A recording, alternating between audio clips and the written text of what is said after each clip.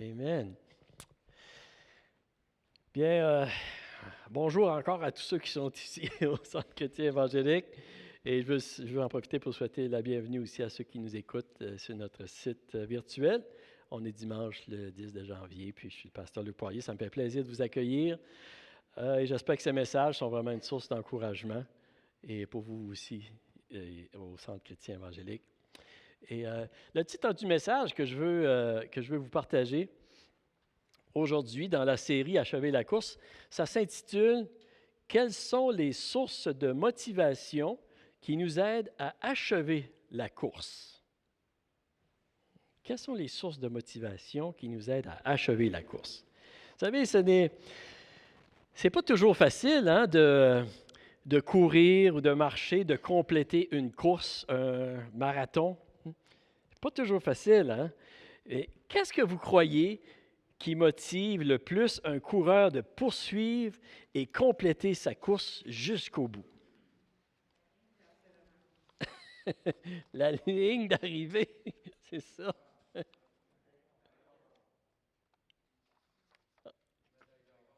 Les médailles, c'est ça, OK. Yeah. Ben, c'est les récompenses, hein? C'est le prix, le trophée, la médaille d'or, la joie de franchir la ligne d'arrivée, la célébration qui s'ensuit, n'est-ce pas? Hein, c'est ça qui motive. Et vous savez, il n'y a rien de mauvais en soi à désirer d'avoir des récompenses. Absolument pas. Amen? Qu'est-ce que vous croyez qui motivait l'apôtre Paul et qui lui donnait le courage de poursuivre sa course, de poursuivre l'œuvre que le Seigneur l'avait appelé à faire? Était-ce les récompenses? Certainement. La joie qui suivrait vraiment sa course, oui, certainement. Et nous, aujourd'hui, quelles sont les récompenses qui peuvent nous motiver, nous fortifier, nous encourager à poursuivre le trajet, la course, hein? L'œuvre de vie que le Seigneur a préparée pour nous? Hein? La semaine dernière, je vous parlais du thème ou la parole vraiment que le Seigneur avait déposée sur mon cœur. C'est vraiment ça que je ressens. Et c'est le thème « Achever la course ». Et c'est comme si j'entendais Dieu nous dire, vous savez, il nous disait « N'abandonnez pas. Ne vous découragez pas. Ne vous relâchez pas. Persévérez jusqu'à la fin. » C'est comme si, c'est ça que je ressens sur mon cœur. Et c'est comme si Dieu, il nous disait « La ligne d'arrivée approche. La fin approche. N'arrêtez pas, continuez. » Et je ne suis pas un prophète, vous savez, mais je vous dis simplement, c'est la parole que je ressens dans mon cœur. Puis je vous donne la permission de l'évaluer puis de l'examiner, mais c'est vraiment ça que je ressens. Et nous avons vu ensemble, vous savez, que la Bible nous dit que Dieu a préparé une course, un trajet ou une œuvre de vie unique et sur mesure pour chacun de nous. Oui. Dieu, il nous connaît, il nous connaissait même avant notre naissance. Même lorsque nous étions dans le sein de notre mère. La Bible nous dit il avait des projets. Il a des projets pour nous dans son cœur. On n'est pas un accident, mais nous sommes aimés et voulus de Dieu, notre Père céleste. Amen.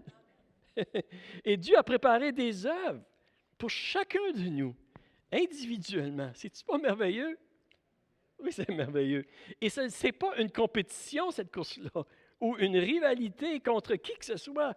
C'est notre course et Dieu nous a donné les dons pour l'accomplir et Dieu a promis de nous donner la force aussi pour l'achever, cette course-là. Et dans cette course, vous savez, il y a aussi un moment appointé pour nous, que Dieu a choisi pour nous révéler son amour en Jésus-Christ, afin que nous croyions en Jésus, que nous recevions l'amour de Dieu manifesté en Jésus-Christ pour le pardon de nos péchés et que nous soyons réconciliés avec notre Père céleste et que nous ayons la vie éternelle. Amen. Et nous avons vu aussi que même si notre course est préparée d'avance par Dieu, et même si nous ne pouvons pas choisir notre course, nous pouvons encore choisir de le suivre, de marcher, de courir avec le Seigneur ou de le refuser. Parce que nous ne sommes pas des robots, puis on n'est pas des esclaves. Et même en recevant Jésus-Christ dans notre vie, vous savez, nous sommes encore libres de choisir, de suivre les sentiers que Jésus a préparés pour nous ou de ne pas les suivre. Et c'est la raison pourquoi ce n'est pas tous qui complètent la course que Dieu a préparée pour eux. Mais Dieu désire que tous achèvent, réalisent, accomplissent, terminent la course. Il est prêt de nous aider pour le faire. Amen. Et Dieu dit aujourd'hui, Dieu nous dit à ceux qui ne sont pas dans la course, embarquez dans la course. Recevez Jésus dans votre vie et achevez votre course. Il n'est pas trop tard. Et Dieu dit aussi à ceux qui ont abandonné la course, revenez dans la course et achevez votre course. J'ai de bonnes choses de préparer pour vous. Mais vous devez être dans la course pour les recevoir. Il n'est pas trop tard. Et Dieu dit à ceux qui sont dans la course, continuez. Ne vous relâchez pas, n'abandonnez pas, persévérez jusqu'à la fin et vous verrez des choses merveilleuses de ma part, même au-delà de ce que vous pensez et même imaginez. C'est ce que la Bible nous dit. Mais qu'est-ce qui a motivé l'apôtre Paul pour qu'il poursuive sa course jusqu'au bout, pour qu'il dise à la fin, j'ai achevé ma course? Qu'est-ce qui le motivait? Est-ce que c'était l'espérance d'une vie facile et confortable sur la terre à la fin de sa vie? À sa retraite? C'était ça? Est-ce que c'était un jour là, d'avoir une belle caravane avec deux beaux chevaux, où il pourrait bien dormir puis voyager tranquillement? Je vous dis ceci parce que dans ce temps-là, il n'y avait pas de tente-roulotte. Comme quand on en a aujourd'hui. Hein? Et vous savez comment j'aime les tentes-roulottes et le camping. Hein? Même j'ai une vieille tente-roulotte, hein, vous savez, c'est une 1992. Hein? Puis je l'aime tellement, je ne peux pas m'en débarrasser. Puis Valérie non plus. On ne peut pas s'en débarrasser. Vous savez, je suis persuadé que dans l'éternité, je vais encore faire du camping. Puis les frontières ne seront pas fermées. Hein? Et vous savez, même si c'est un bon désir de désirer une bonne retraite ou d'avoir une belle caravane ou une belle tente-roulotte confortable, je ne crois pas que c'était ça qui donnait à l'apôtre Paul le courage nécessaire pour continuer sa course. Et c'était pareil pour les premiers disciples aussi. Vous savez, Pierre, Jacques, Jean, Étienne, vous savez, la vie n'était pas facile pour eux autres. Ils devaient avoir d'autres choses de plus profond et de plus grande valeur qui les gardaient motivés à continuer leur course. D'accord avec moi? C'était quoi qui les motivait? C'était quoi qui motivait l'apôtre Paul? Mais c'est ça que je veux voir avec vous aujourd'hui. Je veux voir trois choses vraiment sur lesquelles Paul avait les yeux. Et je crois que c'est ça qui le motivait à achever sa course. Et nous aussi, si nous voulons persévérer et continuer jusqu'au bout, je crois que nous aussi, nous devons avoir les yeux à la bonne place. Et j'aimerais qu'on puisse lire notre texte dans 2 Timothée, le chapitre 4 et le verset 7 et 8. Et si vous avez votre Bible, vous pouvez lire avec moi, puis laissez-la ouverte là, parce que nous allons vraiment voir ce texte-là aujourd'hui. L'apôtre Paul, il dit ceci, hein? Il dit, « J'ai combattu le bon combat, j'ai achevé la course, j'ai gardé la foi. Désormais, la couronne de justice m'est réservée. Le Seigneur, le juste juge, me la donnera dans ce jour-là, et non seulement à moi, mais encore à tous ceux qui auront aimé son avènement. » Après qu'on pourrait prier ensemble. Seigneur, aide-nous à comprendre aujourd'hui, à mieux comprendre et à mieux discerner ce qui a vraiment de la valeur dans la vie, Seigneur. Et fortifie-nous, Seigneur, par ta parole, afin que nous puissions, nous aussi, avoir le courage de poursuivre notre course jusqu'au bout, avec joie, Seigneur, avec confiance, Seigneur, et pour ta gloire. Et aide-moi à partager ce message ce matin. C'est dans le nom de Jésus que je te demande ces choses. Amen. Amen. Amen. OK, la première chose qu'on peut voir, Paul avait les yeux sur la couronne de justice. Hein? Il dit ceci, il dit, « J'ai achevé la course, j'ai gardé la foi, désormais la couronne de justice m'est réservée. Le Seigneur, le juste juge, me la donnera. » Ici, le mot couronne, vous savez, c'est le mot grec Stéphanos. Hein? Et on le définit comme ceci, une marque de rang royal ou, ça dit, la tresse ou guirlande qui était donnée comme prix de la victoire dans les jeux publics. Et d'une manière métaphorique, on dit que c'est la bénédiction éternelle qui sera donnée en prix aux véritables serviteurs de Dieu et de Jésus-Christ. Amen. À la fin de sa vie, l'apôtre Paul, il disait que la couronne de justice lui était réservée. Ce qui était gardé pour lui, ça l'attendait. Vous savez? Il y a différentes interprétations concernant cette couronne, vous savez, et certains croient qu'il s'agit de la récompense qui sera donnée à ceux qui auront recherché à vivre d'une manière juste devant Dieu en accomplissant la course qui leur avait été préparée. Tu sais, qu'un jour Dieu va dire « Viens dans la joie de ton maître, bon et fidèle serviteur ». Il y a aussi certains qui suggèrent que cette couronne-là, elle fait allusion à la justice qui est donnée au croyant qui a mis sa confiance en Jésus-Christ pour sa propre justice et qui apparaîtra le jour où Jésus reviendra dans sa gloire. Et en fait, vous savez, la Bible nous enseigne ces deux vérités-là. La Bible nous dit que nous serons récompensés, oui, pour tous les actes de justice que nous avons faits par amour pour le Seigneur. Et la Bible nous dit aussi que c'est seulement par la justice de Jésus-Christ que nous pouvons être revêtus de justice. OK. Et Paul nous dit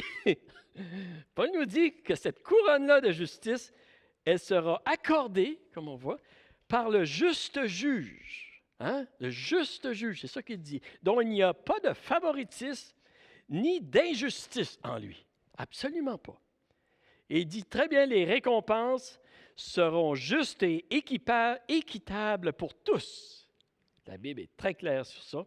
Et l'apôtre Paul, il savait que son travail n'était pas en vain, hein? Parce qu'il y avait une résurrection et un jugement juste après la vie. On voit ceci, hein? Dans 1 Corinthiens, le chapitre 15, l'apôtre Paul, il dit « Soyez fermes, hein, et travaillant de mieux en mieux à l'œuvre du Seigneur, sachant que votre travail ne sera pas vain dans le Seigneur. » Oui. Et la Bible nous dit aussi dans Hébreux, le chapitre 6 et le verset 10, ça dit « Car Dieu n'est pas injuste pour oublier votre travail et l'amour que vous avez montré pour son nom, ayant rendu et rendant encore des services aux saints. » Oui, absolument. Paul savait très bien, vous savez, qu'il allait être récompensé pour son travail. Amen. Il le savait. Il l'était déjà, puis vraiment, il savait. Hein? Parce que Dieu n'est pas injuste. Oui. Et Paul savait très bien aussi qu'il ne méritait pas cette couronne à cause de sa propre justice, à cause de ses bonnes œuvres. Paul savait très bien qu'il ne pouvait pas gagner le pardon, la réconciliation avec Dieu par sa propre vie juste. Et même la Bible nous dit qu'il regardait à ses bonnes actions pour être accepté par Dieu, pour être sauvé, pour être reconnu juste devant Dieu. Il regardait ses bonnes actions comme de la boue, comme des ordures, comparées à la justice de Jésus-Christ. Il dit ceci dans Philippiens, le chapitre 3, vous savez. Il dit « Je considère tout comme une perte à cause du bien suprême qu'est la connaissance de Jésus-Christ, mon Seigneur. » Il dit « À cause de lui, je me suis laissé dépouiller de tout. Je considère tout cela comme des ordures afin de gagner Christ et d'être trouvé en lui, non avec ma justice, celle qui vient de la loi, mais avec celle qui s'obtient par la foi en Christ. La justice qui vient de Dieu, qui est fondée sur la foi. » Amen. Et c'est seulement par la foi en Jésus que nous pouvons être réconciliés avec Dieu, notre Seigneur, notre Créateur, pour être sauvés, pour être acceptés par lui. C'est une grâce imméritée. Et l'apôtre Paul, dans Éphésiens, il dit ceci aussi. Hein? Il dit ceci, il dit, en effet, c'est par la grâce que vous êtes sauvés, par le moyen de la foi. Cela ne vient pas de vous, c'est le don de Dieu.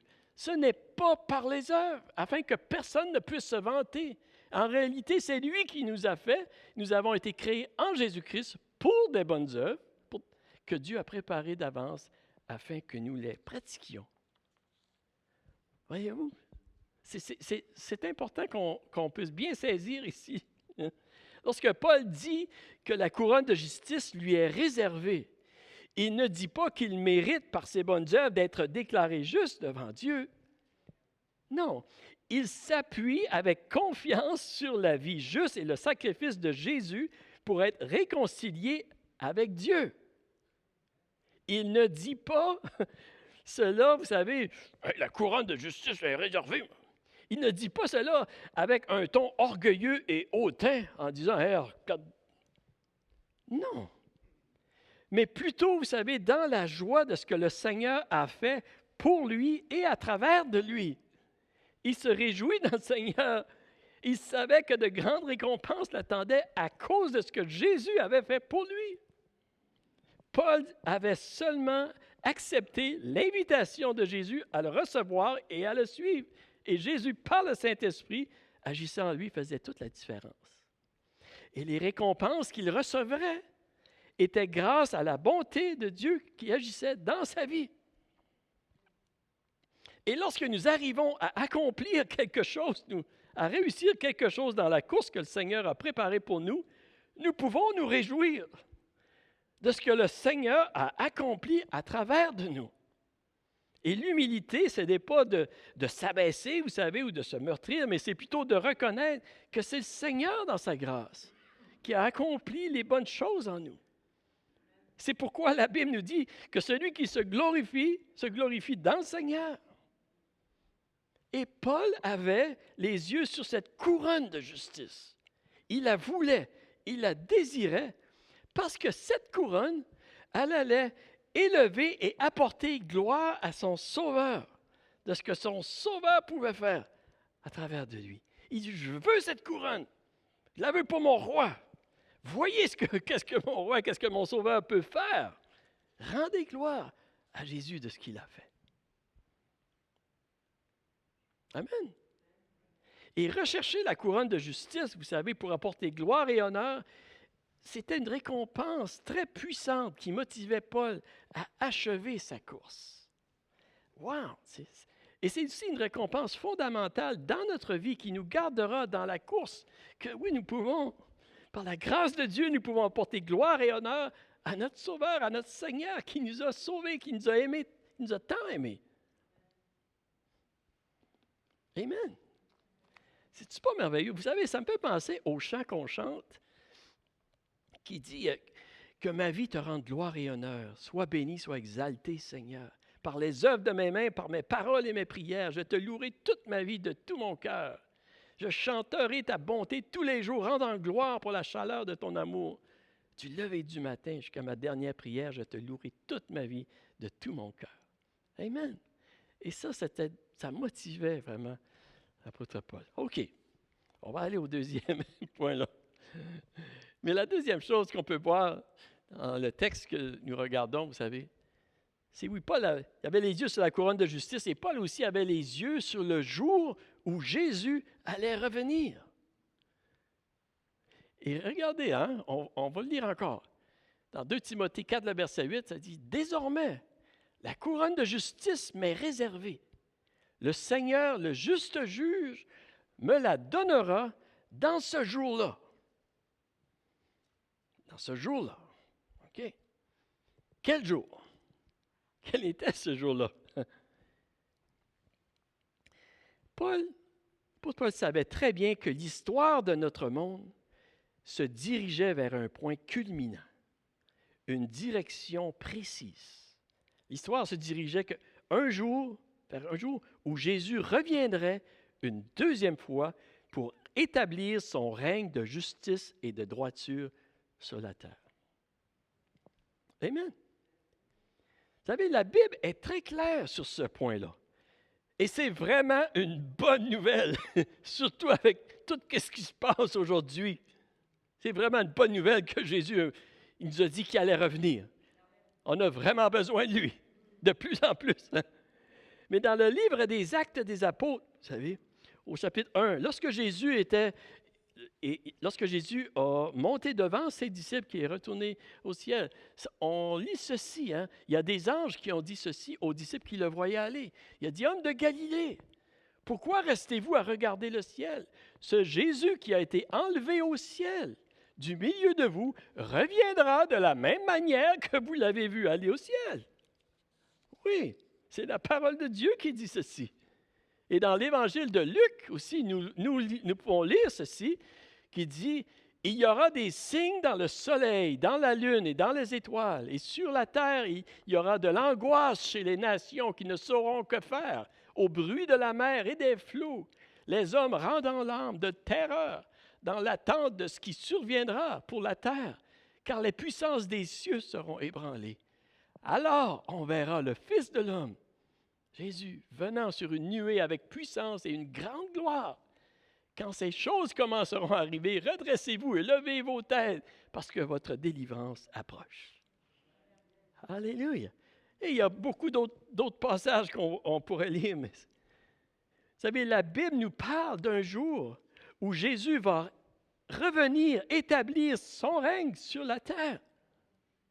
Le juste juge jugera et gouvernera avec justice. La vie ne sera plus ce qu'elle est présentement. En fait, Jésus, c'est le seul qui peut gouverner notre monde d'une manière juste et droite sans que notre planète soit dans le chaos et l'anarchie. Et il va revenir. Et Jésus, il nous invite aujourd'hui à croire en lui, à se repentir de nos offenses et à recevoir la vie éternelle qui se poursuivra pour l'éternité dans un nouveau corps glorifié qui ne sera jamais plus malade, jamais plus fatigué, jamais plus faible, dans un monde restauré, dans une nouvelle terre et un nouveau ciel où la justice habitera. Amen. Et vous savez, ne croyez pas que la vie éternelle que Jésus veut nous donner, c'est l'abandon de toutes les bonnes choses que Dieu a créées pour que nous en profitions. Non.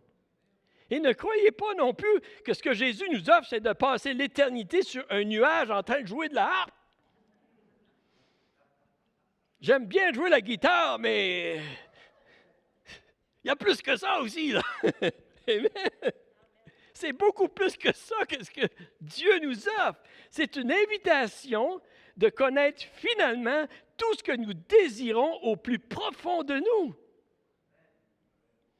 C'est de vivre dans un endroit et dans un milieu où il n'y a plus de maladie, il n'y a plus de mort. C'est ce qu'il nous offre. Dans 1 Corinthiens, le chapitre 15, nous lisons au verset 54, nous lisons ceci, vous savez, « Lorsque ce corps corruptible aura revêtu l'incorruptibilité et que ce corps mortel aura revêtu l'immortalité, alors s'accomplira cette parole de l'Écriture. La mort a été engloutie dans la victoire.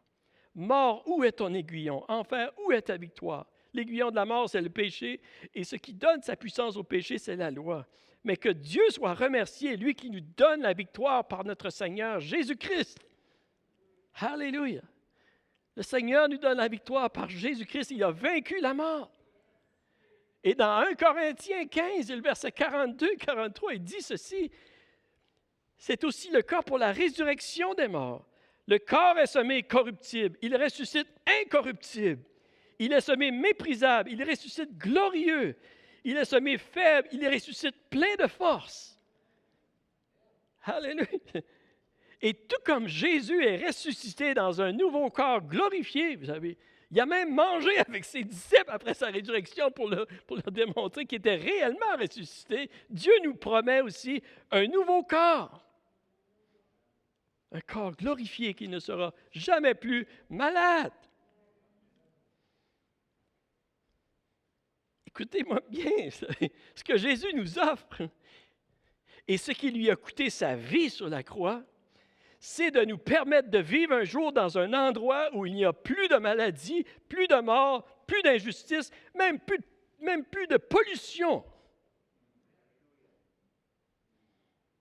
Et Paul, il poursuivait sa course avec courage, avec persévérance et détermination, même devant les épreuves et les souffrances qu'il rencontrait, parce que ses yeux n'étaient pas seulement sur les choses présentes, mais aussi sur les choses qui venaient, où tout serait rétabli comme Dieu le voulait au départ, sur le jour où la volonté de Dieu serait faite sur la terre comme au ciel, parfaitement.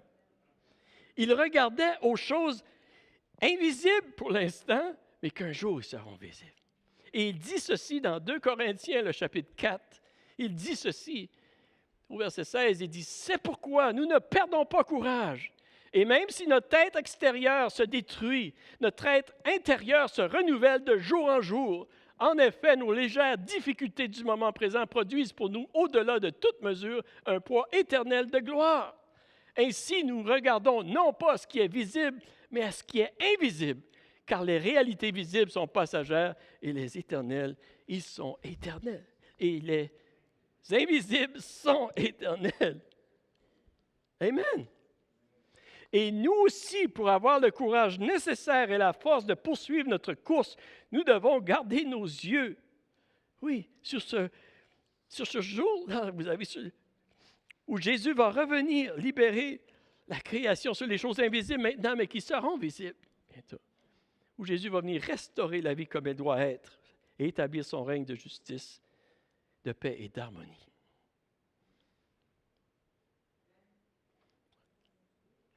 Avez-vous hâte? OK.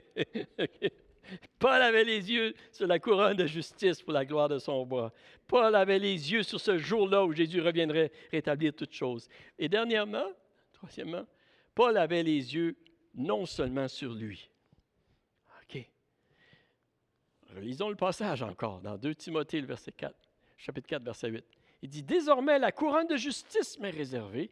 Le Seigneur, le juste juge, me la donnera dans ce jour-là, et non seulement à moi, mais encore à tous ceux qui auront aimé son avènement. » Wow. Vous savez, Paul, il ne cherchait pas une couronne seulement pour lui, ou une vie dans la paix, dans la justice, dans le bien-être suprême, vous savez, seulement pour lui, sans se soucier des autres. Non.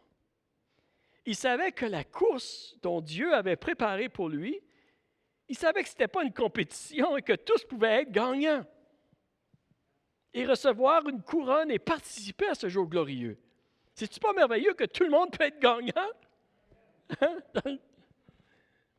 Et une des raisons pourquoi Paul ne perdait pas courage devant les difficultés que lui causait sa course de partager l'Évangile, la bonne nouvelle de Jésus-Christ, c'était parce qu'il avait trouvé une joie encore plus grande que de recevoir la bonté de Dieu dans sa vie. Et c'était de partager cette bonté avec les autres autour de lui pour qu'ils puissent recevoir l'invitation et la vie de Jésus dans leur vie. Amen. Il avait trouvé un trésor inestimable, Paul, et il voulait le partager. Et quand les autres le découvraient, lui aussi, ça lui donnait une joie énorme. Paul ne pouvait pas forcer les gens d'embarquer dans la course, mais il pouvait leur dire les récompenses qui attendaient ceux qui acceptaient l'invitation de Jésus. Et les conséquences aussi, ceux qui ne l'acceptaient pas. Et Paul, il reconnaissait, vous savez, qu'une bonne partie de l'œuvre dans sa course que le Seigneur l'avait appelée, c'était d'encourager les gens à recevoir l'invitation de Jésus dans leur vie. Et c'est aussi notre appel à chaque croyant de partager la bonne nouvelle en Jésus. Amen. Et Paul ne pensait pas juste à lui-même, parce que ça ferait longtemps qu'il aurait abandonné de partager l'Évangile s'il pensait juste à lui-même, parce que ça y causait pas mal de problèmes, de difficultés, si vous lisez son histoire. Hein? Mais il était prêt de souffrir les conséquences. Et il le faisait parce qu'il voulait que les autres puissent avoir la chance de recevoir eux aussi la vie que Dieu leur offrait. Et lorsqu'il écrit à Timothée, il dit ceci, dans 2 Timothée 2, le verset 8 à 10, il dit « Souviens-toi de Jésus, le Messie ressuscité, issu de la descendance de David, conformément à l'évangile que je prêche, et pour lequel je souffre au point d'être enchaîné comme un malfaiteur. Mais la parole de Dieu n'est pas enchaînée. C'est pourquoi je supporte tout à cause de ceux qui ont été choisis, afin qu'eux aussi obtiennent le salut qui est en Jésus-Christ avec la gloire éternelle. » Alléluia. Yeah. Il poursuivait sa course, même dans les difficultés. Et dans notre course, vous savez, il y a des moments difficiles aussi. Il peut même avoir des souffrances dans notre course parce que nous choisissons de croire, puis de confesser le nom de Jésus-Christ et de partager le nom de Jésus-Christ parce que nous voulons que les autres puissent eux aussi recevoir la vie. Oui. Vous savez, on ne souffre pas pour gagner notre ciel. Non, non. C'est Jésus qui l'a gagné. On accepte de souffrir pour que les gens autour de nous puissent entendre parler de Jésus, pour qu'ils puissent voir Jésus à travers de nous, pour qu'ils puissent avoir la chance de recevoir Jésus dans leur vie. C'est pour ça. Afin qu'ils puissent eux aussi participer à ce jour glorieux qui s'en vient. Afin qu'eux aussi puissent avoir des couronnes de justice, les offrir au Seigneur. Et pour achever la course, vous savez, que Dieu a préparée pour nous, nous devons ne pas penser seulement à nous, mais aussi à ceux autour de nous, ceux de nos familles, nos amis, nos communautés, nos villes, notre pays, même nos ennemis. C'est une des raisons pourquoi nous prions, que nous jeûnons dans ce temps ici, vous savez, pour notre pays, pour notre communauté, vraiment, que le Seigneur intervienne. Oui, parce que la Bible nous dit qu'il y a plus de joie à donner qu'à recevoir. Il y a de la joie à recevoir ce que Dieu nous offre. Il y a encore plus de joie à donner, à partager ce que Dieu nous a donné. Et ça, vous savez, ça donnait le courage à l'apôtre Paul de poursuivre sa course, malgré les obstacles, malgré les difficultés qu'il rencontrait. Donc, je termine ce matin. Comment avoir le courage de poursuivre et d'achever notre course? Comment avoir le courage? Je vous pose la question ce matin. Oui, il faut demander au Seigneur. Avoir les yeux sur la récompense.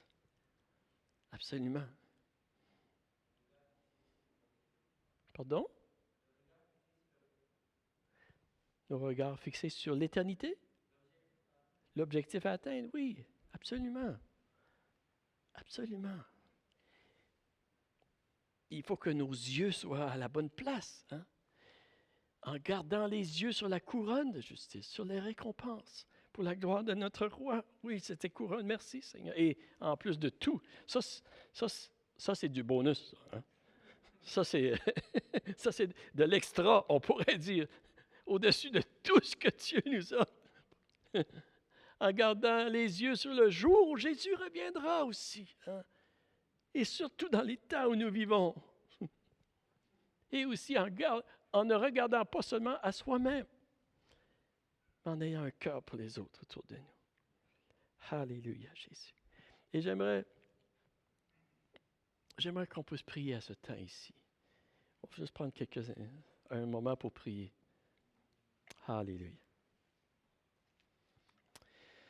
Amen. Père Céleste, je prie que tu nous aides à garder nos yeux sur les choses invisibles pour l'instant, Seigneur. Sachant qu'un jour, Seigneur, les choses seront visibles et éternelles.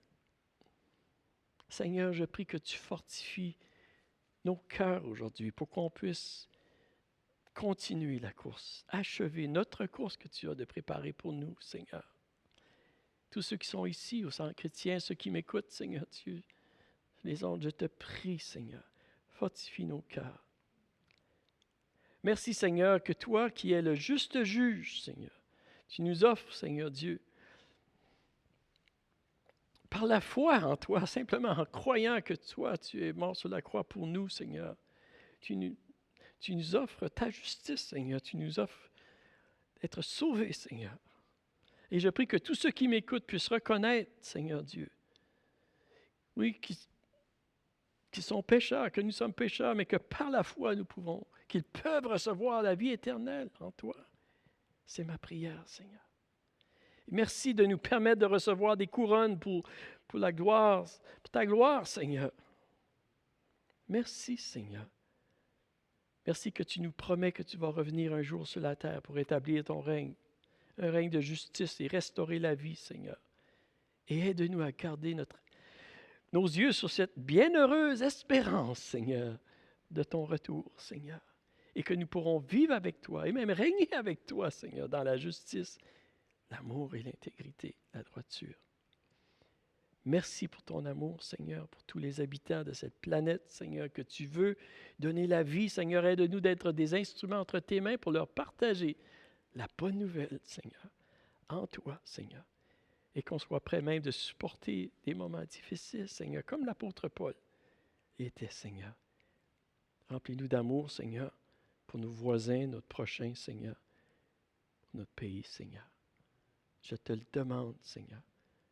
Merci, Seigneur, et interviens dans ta grâce et ta miséricorde favorablement pour notre monde, Seigneur. Interviens, Seigneur, oui, pour que cette pandémie soit réglée, Seigneur, soit résolue, et que nous puissions apprendre aussi à travers cette pandémie des choses, Seigneur, pour notre bien. Seigneur, pour notre bien, Seigneur, et que nous reconnaissons qu'il y a un Dieu qui nous aime, qui nous a aimés en Jésus-Christ, Seigneur. Chacun de nous et pour tous ceux qui m'écoutent, que ta bénédiction repose sur tous et chacun, Seigneur. C'est ma prière, oh Dieu. Et je te demande ces choses, Père, pour ta gloire. Dans le nom de Jésus, je prie. Amen. Amen. Amen. Merci.